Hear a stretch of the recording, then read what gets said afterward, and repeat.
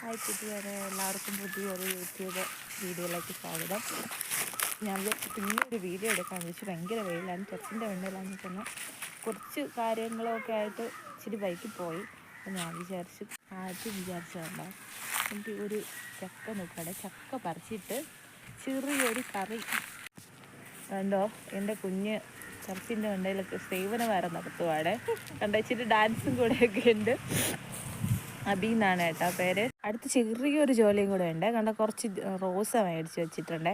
അപ്പോൾ ഇത് കുറച്ചൊന്ന് ഇളക്കി നടണം. വീടിനടുത്തെന്ന് വെച്ചാൽ കണ്ടോ ഇത്രയും പ്രകൃതി രമണീയമായ കുറച്ച് സ്ഥലമാണ്. പക്ഷെ സ്ഥലം ഉണ്ടെങ്കിലും കണ്ടോ മുറ്റം മുഴുവനും ചപ്പ് ചവകൊണ്ട് നിറഞ്ഞു കിടക്കുക. അപ്പോൾ ഈ വീട്ടിൽ നിൽക്കുന്ന ദിവസം ഫുള്ളും ഇതൊക്കെയാണ്. കണ്ടോ ഇതേ നമ്മൾ വിചാരിച്ച് കുറച്ച് വിറക് തീ കത്തിക്കാനൊന്നുമില്ല, കുറച്ച് വിറകും കൂടെ എടുക്കാമെന്ന് വിചാരിച്ചേ. അപ്പോൾ എൻ്റെ അഭിമുഖം കാണിക്കുന്ന പരിപാടിയാണ്. വിറക് മുറിക്കാൻ പറഞ്ഞപ്പോൾ അവൻ നേരെ ഓടിക്കളിക്കുന്നു. കിട്ടിയ അവസരം അവൻ പാഴാക്കി കളഞ്ഞിട്ടില്ല. ഊഞ്ഞാലാട്ടവും തുടങ്ങി. വേറൊരു വീഡിയോ കാണിച്ചു തരാം, ഒരു രസകരമായ ഒരു കാഴ്ച. അത് നമ്മുടെ ഇവിടെ പുളിഞ്ചിക്ക എന്ന് പറയും, ചിലയിടത്ത് ചിലുമ്പിക്ക പുളിച്ചി എന്നൊക്കെ പറയും. നിറയെ പിടിച്ചിട്ടുണ്ട്.